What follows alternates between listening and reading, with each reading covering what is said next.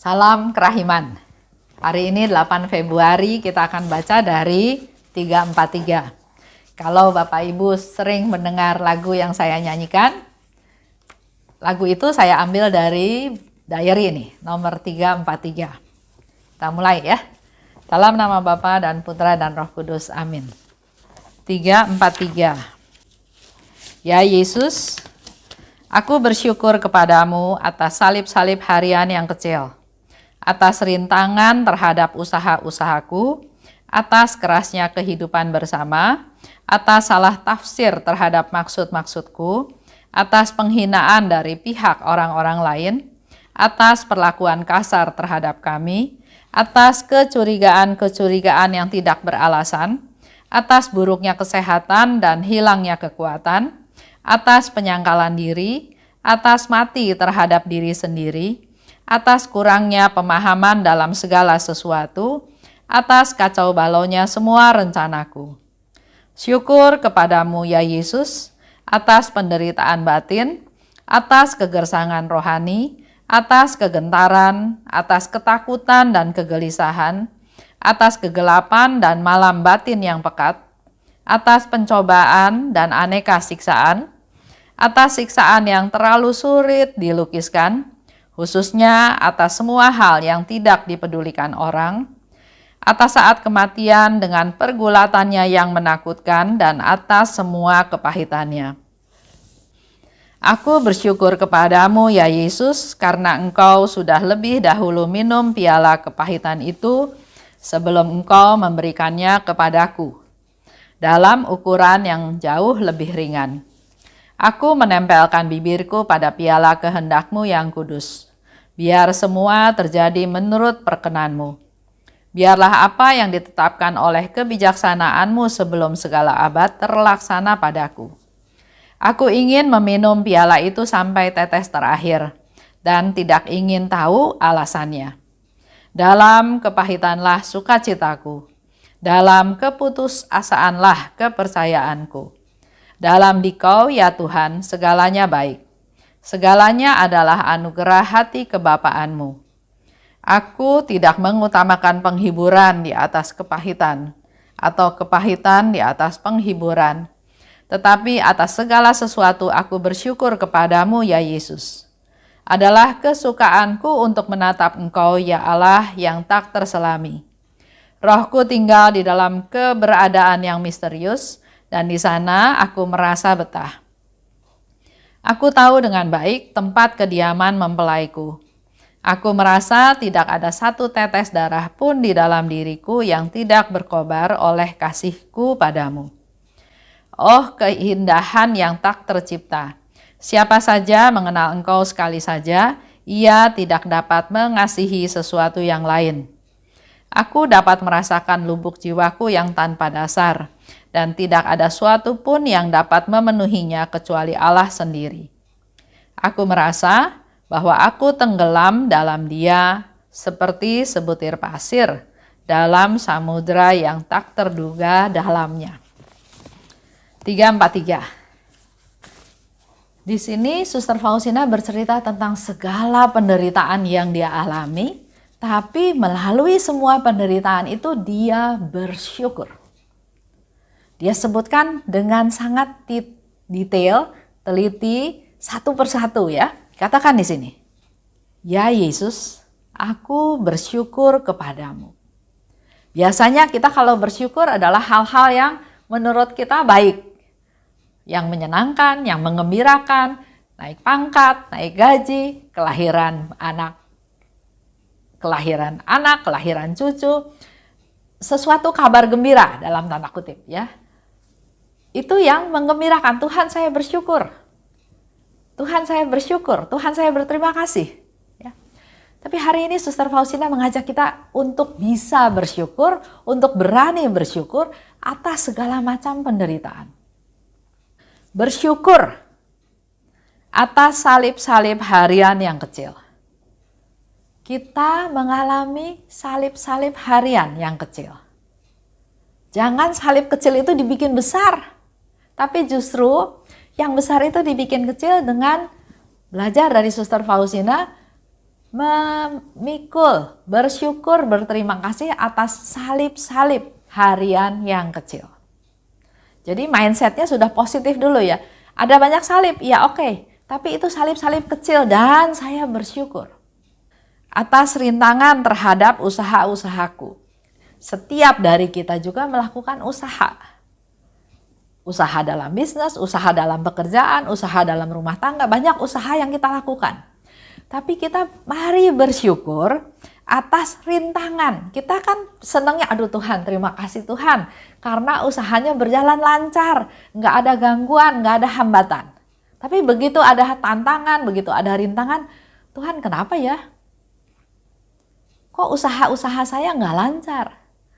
Kok kayaknya kesana mentok, kesini mentok, kesana jalan buntu, kesini jalan buntu.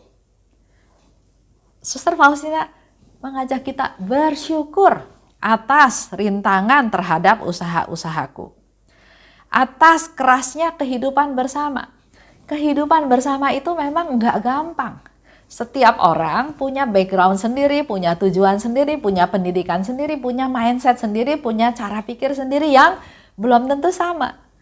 Sehingga dalam hidup bisa mengalami kekerasan, bukan dipukul, bukan kekerasan fisik ya, tapi atas kerasnya hidup bersama. Karena memang berbeda semuanya, jadi untuk menyatukannya, untuk membuat sinergi ini memang susah, tapi itu syukuri. Atas salah tafsir terhadap maksud-maksudku. Kita punya niat baik, tapi orang menafsirkannya berbeda-beda dan kebanyakan tafsirnya negatif. Bersyukur juga atas penghinaan dari pihak orang lain. Kalau kita dihina, kita belajar bersyukur. Atas perlakuan kasar, ya, kita juga kadang mengalami perlakuan kasar. Kita syukuri atas kecurigaan yang tidak beralasan. Kita nggak suka ya kalau dicurigai ya, tapi mari bersyukur. Pernah saya kasih contoh juga waktu saya kerja di salah satu perusahaan ya sebagai komisaris, tapi si ownernya ini nggak bisa percaya sama orang, sehingga dia diam-diam kasih tahu ke finance accounting manajernya untuk menyelidiki, untuk memeriksa pengeluaran-pengeluaran yang dilakukan oleh komisaris, oleh saya, dan juga oleh direktur utama. Buat saya oke aja, karena saya nggak melakukan hal apa-apa. Tapi direktur utamanya juga nggak melakukan apa-apa, cuma dia merasa harga dirinya tersinggung. Kenapa saya nggak dipercaya? Kenapa harus diperiksa? Ya, nah, ada kecurigaan kan? Kalau bos suruh anak buah periksa kan ada kecurigaan. Tapi saya bilangnya adalah positif aja Pak. Karena kita nggak melakukan kesalahan, positif aja. Justru tujuannya adalah supaya kalau terbukti memang kita tidak melakukan kesalahan, nilai kita di mata bos makin baik, makin bagus.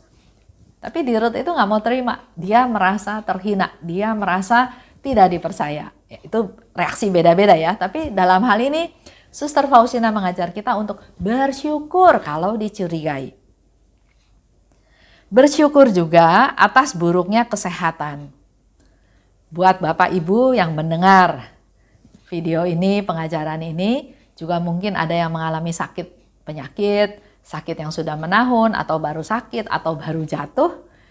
Ada penderitaan ya, tapi syukuri buruknya kesehatan.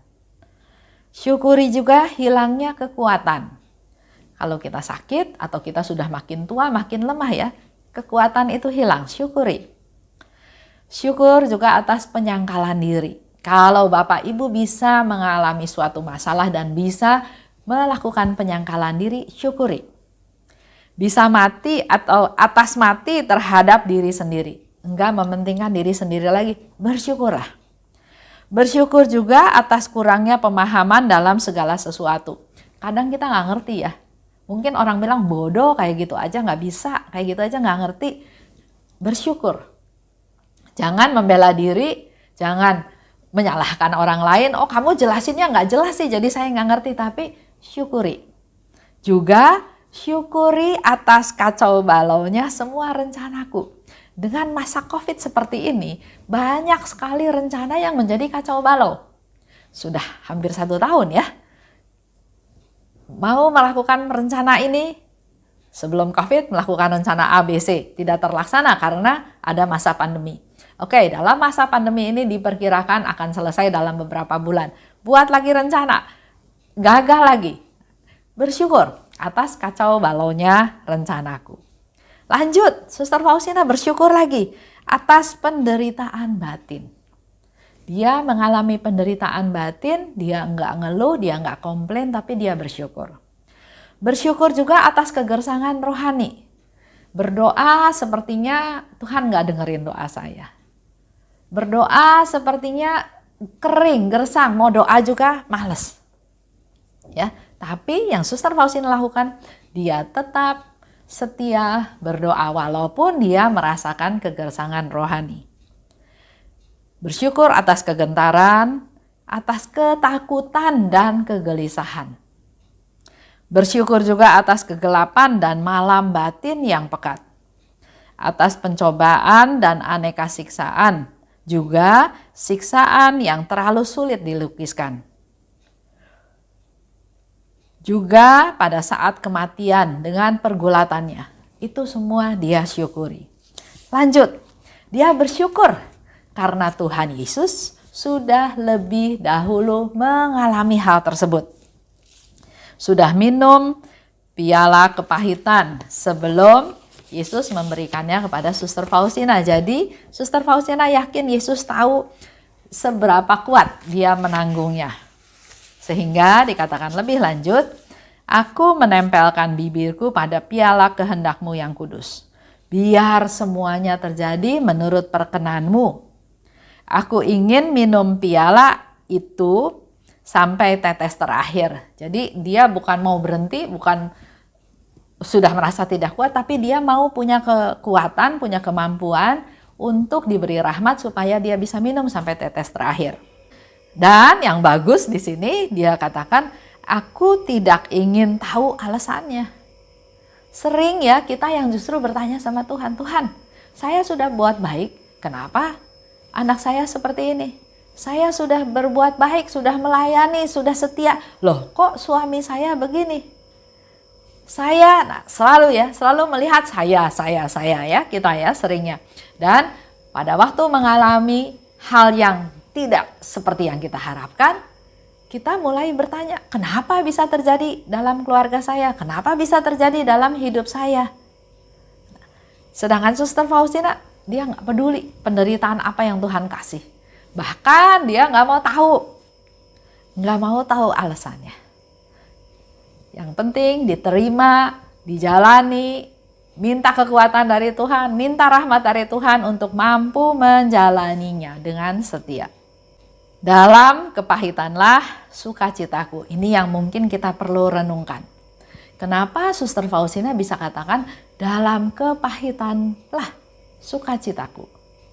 Dalam keputusasaanlah kepercayaanku. Kita renungkan ya 2 hal itu ya. Karena lebih lanjut Suster Faustina katakan, aku tidak mengutamakan penghiburan di atas kepahitan. Juga sebaliknya, kepahitan di atas penghiburan. Tapi apa yang terjadi aku syukuri. Aku bersyukur. Aku merasa bahwa aku tenggelam dalam dia seperti sebutir pasir dalam samudra yang tidak terduga dalamnya. Udah enggak memikirkan diri dia sendiri, dia seperti pasir yang sudah menjadi satu dengan samudra luas. Jadi fokusnya bukan saya lagi. Itu mempermudah Bapak Ibu untuk melakukan penyangkalan diri. Kalau masih fokusnya saya susah melakukan penyangkalan diri. Tapi kalau seperti tadi Suster Faustina, dia seperti sebutir pasir yang ada di tengah samudra, udah nggak kelihatan lagi sayanya, maka mari fokusnya adalah untuk orang lain. Mengalami penderitaan, mengalami kesusahan pasti disebabkan oleh situasi, oleh orang lain. Tapi jangan menyalahkan mereka, tapi justru menerimanya dan bersyukur. Semakin besar penderitaan, semakin besar kesempatan kita untuk bisa menunjukkan cinta kita kepada Tuhan.